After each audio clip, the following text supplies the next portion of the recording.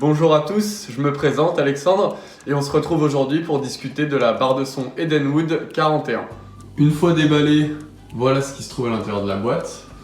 Donc on a évidemment la barre de son, le caisson de basse sans fil, un câble jack 3.5 mm pour le relier à la télé, deux prises d'alimentation, une pour le caisson de basse et une pour la barre de son, une télécommande ainsi que deux piles qui sont incluses. Vous avez aussi des attaches et des vis si vous voulez fixer l'ensemble. Au niveau de la connectique, donc l'ensemble est très complet puisque nous avons un total de 5 ports, un port coaxial, un port optique, un port USB, un port jack 3.5 et enfin un port HDMI ARC.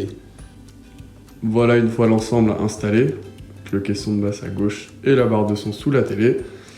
La barre de son développe une puissance de 340 watts et c'est une barre de son en 2.1, c'est-à-dire que vous avez deux haut-parleurs dans la barre de son plus le caisson de basse. Le caisson de basse lui est sans fil, donc pour la connexion c'est très simple, vous branchez les deux et une fois les deux branchés, vous venez appuyer sur le bouton power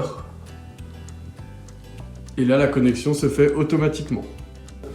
Donc on va commencer par un test en Bluetooth. Je vais connecter la barre de son à mon ordinateur. Alors pour ça, donc, vous devez allumer la barre de son, choisir la source Bluetooth. Donc avec ce bouton-là, là elle est déjà en Bluetooth. Donc ce que je fais pour la mettre en mode appairage, je maintiens jusqu'au signal audio. Ensuite, donc là sur mon ordinateur, elle apparaît comme Edenwood. Je me connecte. Paired. Et vous allez avoir un signal audio vous disant que c'est connecté. J'ai lancé une musique et vous avez aussi un bouton EQ qui est en fait un égaliseur.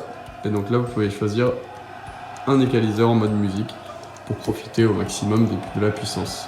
Moi je vous fais un petit retour d'expérience parce que ça fait actuellement 2 semaines que je l'ai et j'en suis extrêmement satisfait. Notamment les bons points, ça va être donc le rapport qualité-prix. En effet, pour une barre de son à moins de 100 €, elle est exceptionnelle. Par sa connectique importante, vous avez 5 ports de connectique.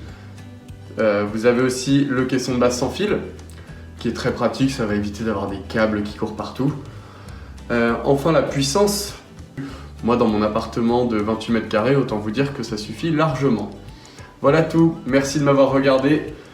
Vous souhaitant une bonne utilisation.